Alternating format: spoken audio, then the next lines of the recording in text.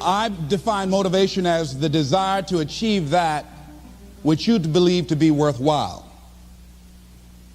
And many people go through life never getting in touch with their greatness because of the lack of motivation to push themselves, or because they have not found something that they believe to be worthwhile to challenge them. I heard a poem once that said, many a flower has bloomed unceasingly and wasted sweetness upon the cold desert air.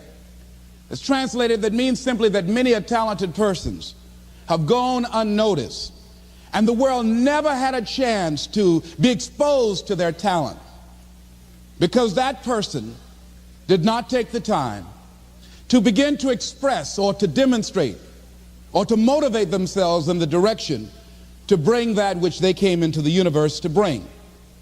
How can you measure your motivation? How can you evaluate where you are on a scale of 1 to 10? Let's do this for ourselves mentally.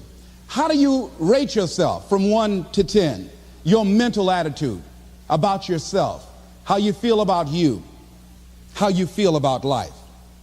How do you rate yourself on a scale of 1 to 10 in terms of your physical appearance, in terms of your health? Do you take care of yourself? Are you allowing yourself to get overweight and out of shape? Are you conscious of your health? Are you watching the food that you take into your body? Do you make a deliberate effort to exercise? You know, it was George Burns, he said, we cannot help getting older, but we don't have to get old. And many of us get old before our time because we don't take time to take care of ourselves. Your environment is a very good indicator. On a scale of 1 to 10, is it what you want it to be? Do you find it desirable? Are you satisfied? The job or career that you're involved in. Someone said that 85% of the American public are unhappy with their jobs. Are you spending 8 hours a day just doing time? Doing something that you don't find challenging, that does not make you stretch mentally, that does not stimulate you, that does not inspire you. Something that you don't find a sense of fulfillment in it. If you're doing that day in and day out, it has to affect how you feel about yourself, your level of motivation. Your relationships. What kind of impact is it having on your life? Is it nourishing or is it a toxic relationship? Does it drain you or does it build you up? Ask yourself that. How motivated are you to do something about it? Your contribution, your actions. What are you giving? Many people will leave the universe without a trace. No one will know they were here. And in fact, under their name, we could put under there, not used up. Will anybody know that you came this way? What contribution are you giving? What will you leave? What will be different because you came this way? Someone once said that life is our gift to us that God has given us, and how we live our lives is our gift to God. What kind of gift are you formulating? Is this a gift that you like to take back and do something else before you turn it in? Think about that. What can we do? What are some of the keys that we can begin to use to motivate ourselves when our batteries run low? Because I don't care who you are, I don't care what you do, at some time you are going to get tired. At some time you're going to get in a rut. Seem like nothing you do works out right. And sometimes it just seems like you just don't have the wherewithal or the will to do anything. That sometimes you act like you're punch drunk. You're just wading through life, just doing time day in and day out, looking at non-discriminatory television, anything that's on, just looking. And depressed, feeling powerless, feeling useless, and bored. What do you do? How do you get yourself out of a rut? How do you, when you know you can do more than what you've been doing and you're not doing it and you're discontent with where you are, you get angry at yourself. How do you get out of that rut? How do you motivate yourself? One of the things that we must do is that we must be involved in working on achieving self-mastery. You must work on yourself continuously. Never be satisfied with yourself. Always know that as you invest the effort and time on you, that's the greatest ability that human beings have above animals. See, a dog can't be anything but a dog. Tree can't be anything but a tree. Human being, you've got unlimited potential. You can put effort on you, and by concentrating on you and developing you, you can transform your life wherever you are right now. So you want to work on yourself. You want to read books that inspire you and motivate you. You want to listen to tapes over and over and over again. And I suggest that you listen to tapes when you first get up in the morning. You want to control the spirit of your day. When you first wake up in the morning, your mind is operating at 10.5 wave cycles per second. That's when the subconscious mind is most impressionable. Whatever you hear in the first 20 minutes when you wake up, that will affect the spirit of your day. When you listen to tapes, listen with relaxed belief, believing that this can happen for you. And by listening to them, listen to them over and over and over again, and you will get a breakthrough. You can listen to the same tape for months, and all of a sudden you hear something you never heard before. It have a special meaning for you. Or read the same book over again, and you find some special insight. You said, I can't believe I didn't see that the first time. So you want to be involved in developing yourself. Most people won't do that. Most people won't take that kind of effort and invest that kind of energy in themselves, because they will fall prey to that conversation within. Oh, don't do that. You don't have time. You're too busy. You're too caught up in the rat race. Most people won't do that. Well, they won't take time to go to lectures. They won't take time to go to seminars. They won't take time to go to classes to improve themselves. And as you continue to work on yourself, you will begin to expand your vision of yourself. You'll begin to work towards self-mastery. And you will begin to see it reflect itself in all the dimensions of your life: your mental life, your physical life, your social life, in your relationships, your monetary life. So concentrate on developing yourself. Because if you don't, I guarantee you that you will make a settlement. And most people have. And most of us already have. What kind of settlement have you made with your life? You know, when we make settlements, out of court settlements, you've heard them. That means that you decided to take something less than what you originally wanted to get had you gone into court. And the reason that you settled outside of court is because you didn't believe that you can get it. So you made an out-of-court settlement. Many of us are making in-life settlement. We're settling for less than what we actually deserve. We don't feel good about it, but we make it work in our minds. We'll come up with some kind of excuse to make it all right. What kind of settlement have you made with your life? Many of us settle for less than what we want out of relationships because we don't have the courage to change them. I had a seminar I used to do called "Are You Living Together or Dying Together?" Many people are just dying together. Gladys Knight used to have a song that says, "Neither one of us want to be the first to say goodbye."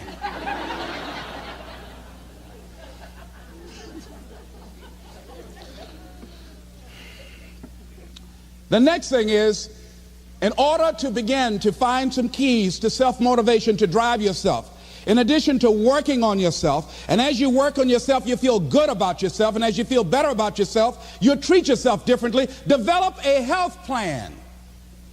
See, you can't feel well and do well if you don't have good health. You can't perform if you don't have your health. Your health is valuable. Develop a health plan. A plan that you will follow, because this is the only vehicle that you have to carry you through this experience called life. And you want to take good care of it because you love you enough. You care enough about you. And that's not easy. It is not easy having a health plan and sticking to it. But you're worth it doing it again and again and again. I have lost 22 pounds several times. I always do it. I love potato chips. People who know me know I love M&M peanuts. I love peanut butter and jelly sandwiches. I love my mother's sweet potato pie. I love this. It's not always on my health plan, but I put it on there sometimes. I said life is too short to go without sweet potato pie. If I go tonight, I want you to slip a slice of sweet potato pie in my casket. And watch the smile on my face. Next thing is, as you take care of yourself, the next key is keys to motivation, to self-motivation. You want to live life with energy and passion. You want to make a conscious effort to be lively. See, in life, you either saying hello or goodbye. You either on the way or in the way. Leave dead people alone. Some folks just walking around looking sad. How you doing, honey? Stay away from these people. Just go away from them. It affects you.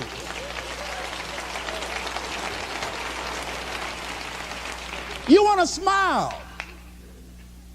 You want to be happy. You got a lot to be thankful for. But you watch some of the faces around you every day. And I tell you, some of these faces, they will put you in a depressed state of mind. So you want to avoid these kind of faces.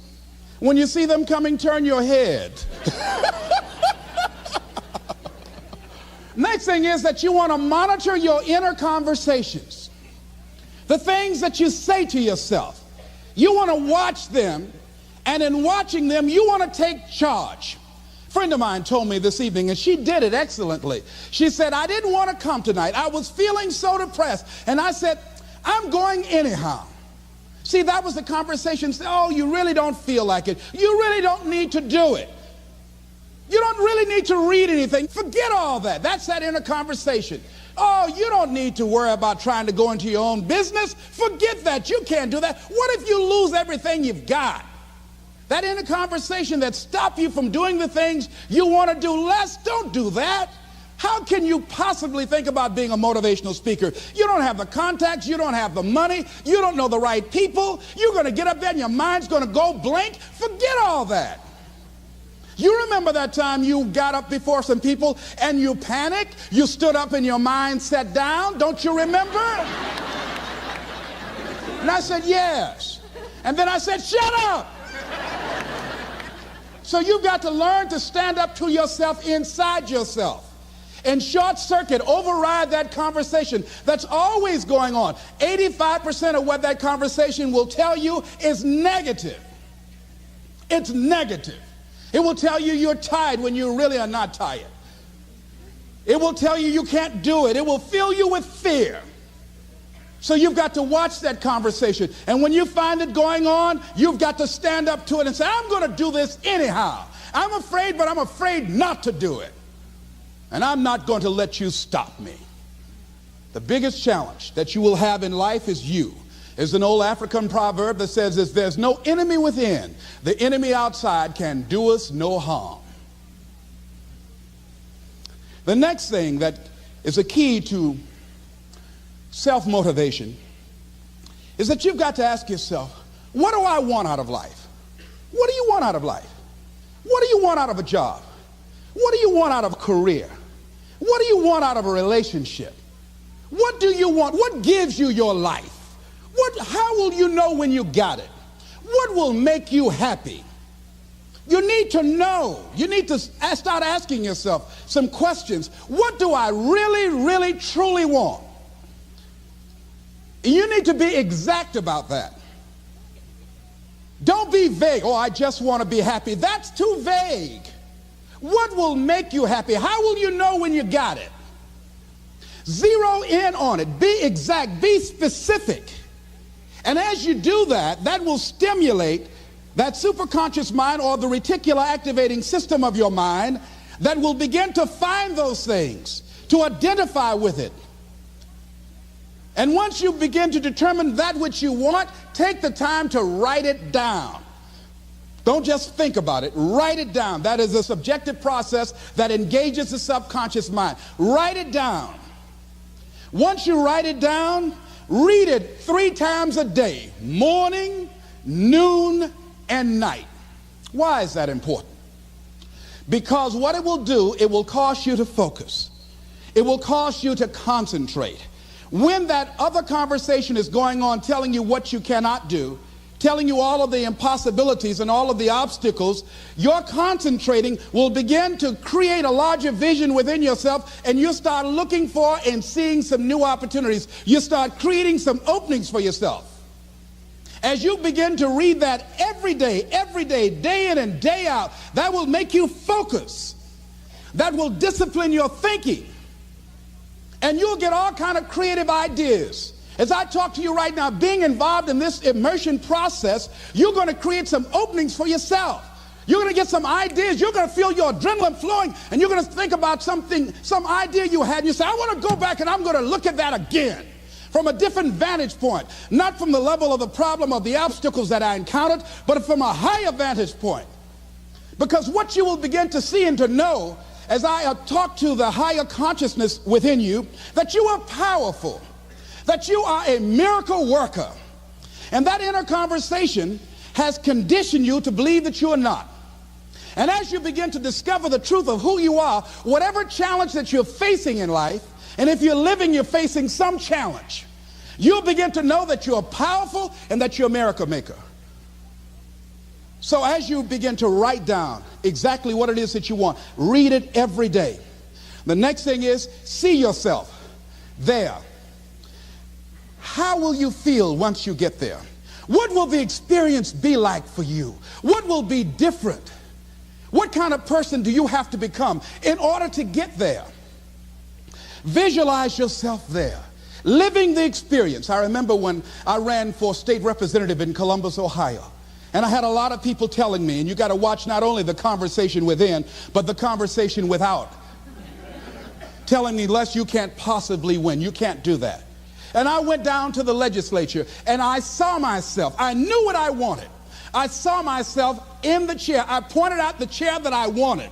I used to go and sit up in the galleries and watch the legislative process. I used to go to the committee meetings and listen to legislation being introduced. I learned how to write legislation, how to amend legislation. I started thinking like a legislator, got up every day dressing, thinking like that, selling myself on it, seeing myself in the legislature. Mr. Speaker, I'm the gentleman from the 29th House District. I'd like to introduce a bill. I went in the legislature, walked around. I had the experience of it. And when I ran and won against overwhelming odds, they were shocked. I won the election even before it was held because I was living it in my mind. You want to see yourself beyond your circumstances. You got a challenge, see yourself beyond your challenge. See yourself with the challenge already resolved.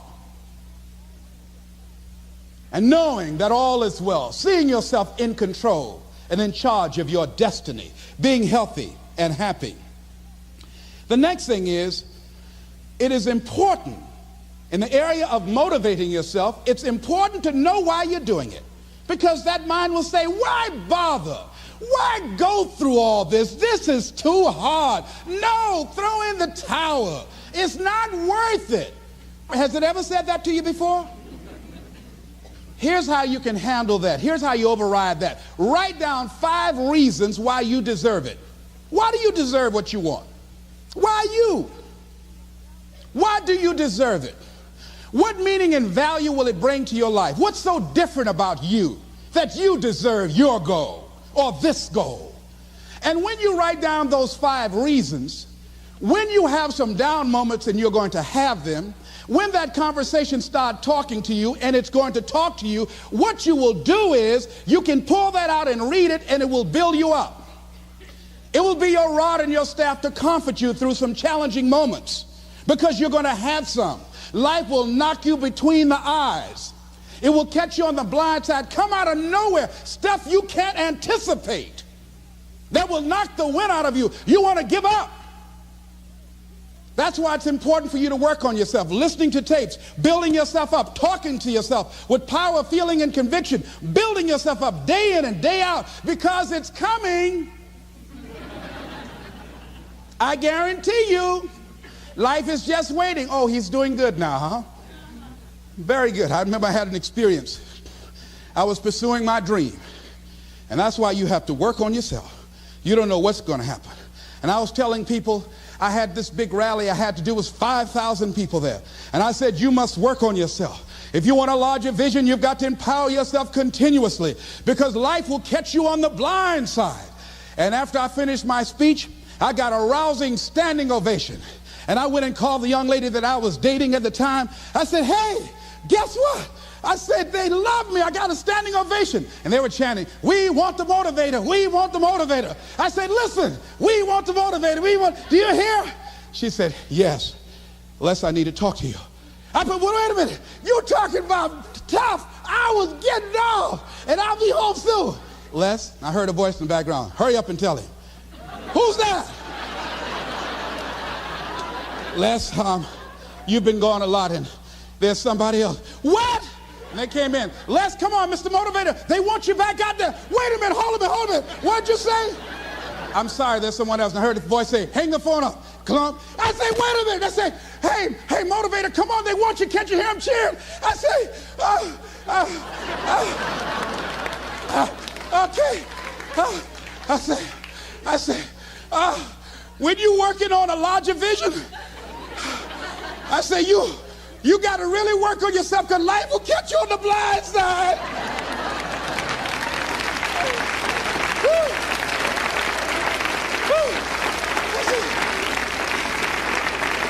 I say, you better be ready.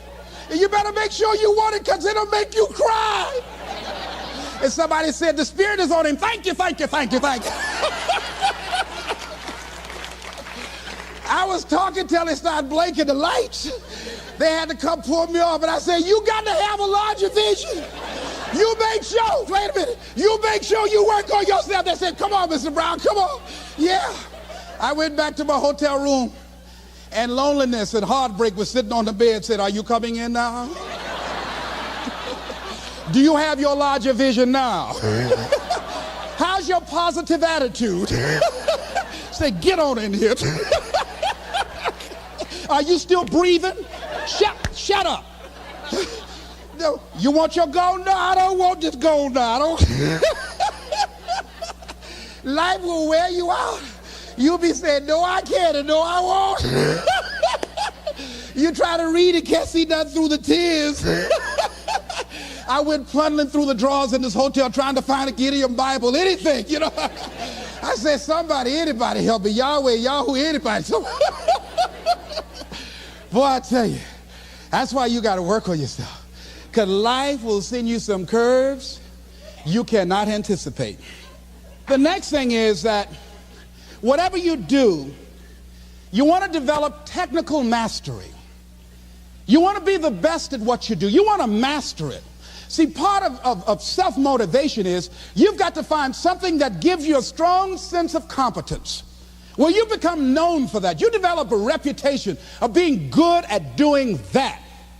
You set some high personal standards for yourself. You're not competing with anybody else. You're just unfolding yourself to be the best person that you could be.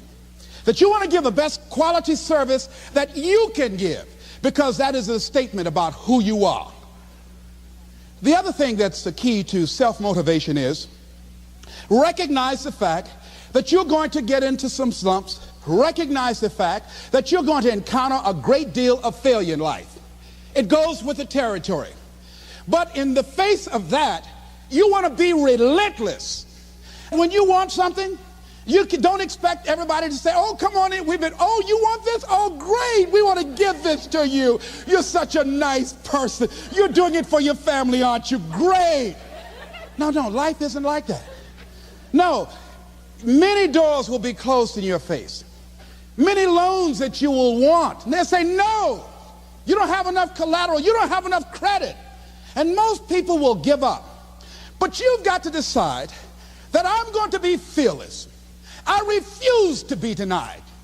And I'm going to go all out. I'm going to be relentless. I don't care how many no's I encounter. I like something Isaiah Thomas said when he was getting ready for a basketball game. He said, I'm going to either shoot us in or shoot us out, but I'm not going to not do anything. And that's the way to go.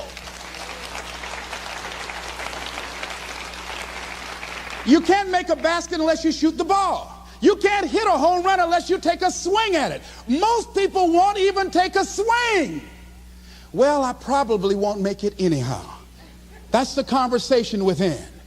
They probably won't give it to me anyhow. If you want something, you've got to be relentless.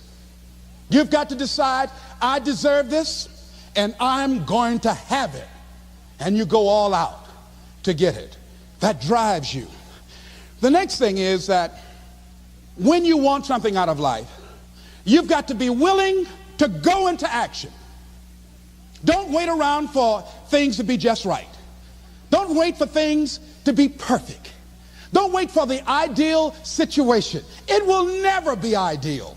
There will always be a reason. Well, as soon as the children grow up, or as soon as I pay my bills, or as soon as I get my divorce, as soon as I get enough money together, do what you can, where you are with what you have, and never be satisfied.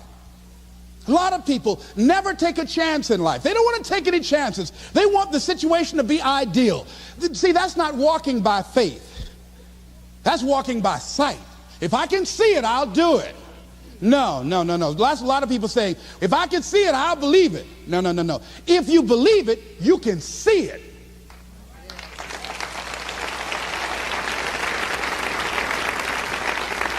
And don't be disturbed because no one else can see it.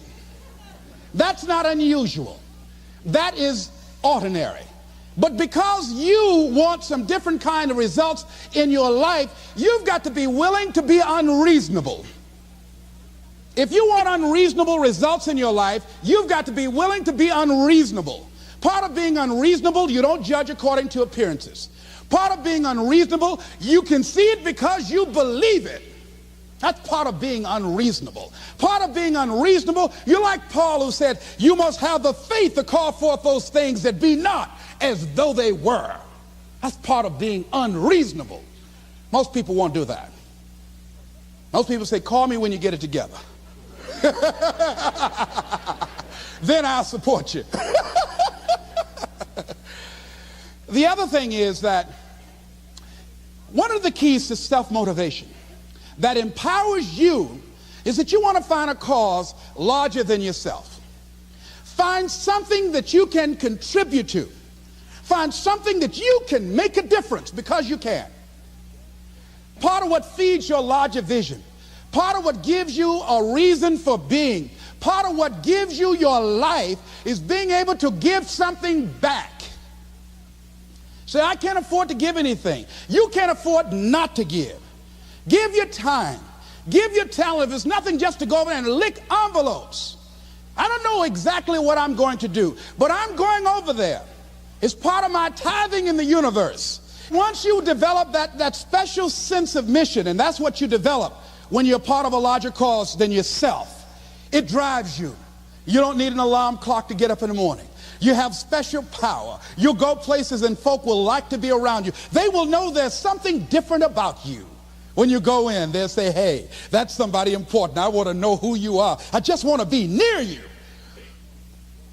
That energy that you have, that consciousness that you will embody will affect everybody around you.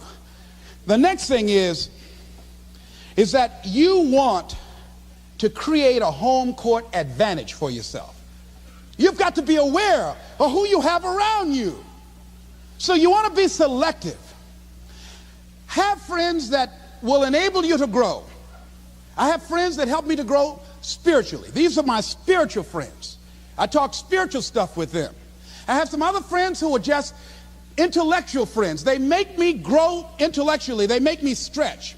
I have some professional friends. I'm a member of the National Speakers Association. I get together with other speakers and we learn from each other and we grow from each other. I have other friends who are just social friends. All we do is just socialize together. We'll look at a basketball game together or go out dancing, but that's all we can do. We don't talk anything serious, nothing spiritual, nothing intellectual. That's not that kind of relationship. Nothing heavy up in here. Have other friends, we walk together. That's all we can do, walk together. Talk about we're going to lose weight one day, by and by for good, all right? That's all we do. Nothing else. So, according to the relationships that you develop, we grow from people and projects. And the relationships that you develop can enhance and can enrich your life, or they can drain you. I know many talented people who had a great deal of potential, but because they didn't surround themselves with other people that will inspire them to transcend themselves, they never realize their greatness, and they will end up going to their grave with all their good stuff still in them. So you want to look at your relationships, the people that you're involved with, the people that you communicate with most often, and you want to ask yourself the question, what am I becoming because of this relationship? Does it inspire me? Am I motivated? Am I encouraged?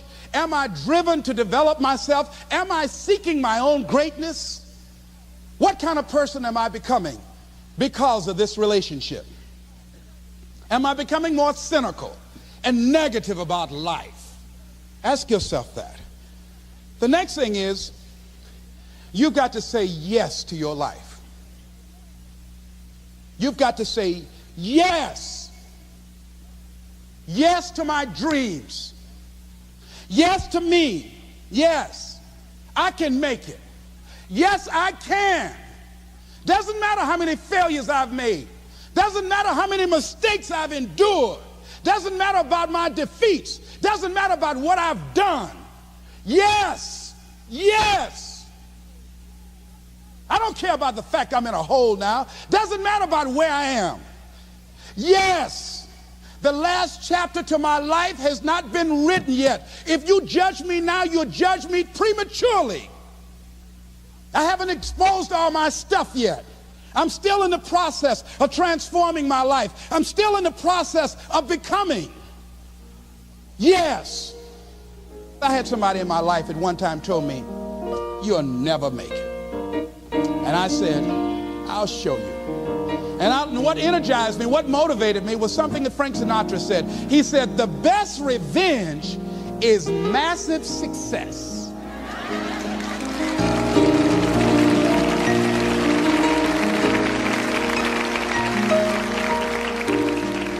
I'll show you. You just watch my smoke, as old folks used to say. So say yes. Stand up for your dreams. Stand up for what you want in your life. Decide that your life is so meaningful to you, that you love you and you love life so much that you're going to stand up for something you want. I used to have a saying when I was on the radio, stand up for what you believe in, because you can fall for anything. So what I say to you this evening, that you are powerful. You have miracle working power in your life right now. But you've got to work on yourself. You've got to develop yourself. You've got to talk to yourself day in and day out, selling yourself on you and on your potentials. And you've got to know that you are worth all of your effort. And that the key to your motivation, as you get a larger vision of yourself, is to know that you have something to give. Is to know that you have a reason for being in the universe at this point in time. I want you to stand up for your life right now. Anybody want to stand up for your life? Stand up for your dream? Stand up for your dream.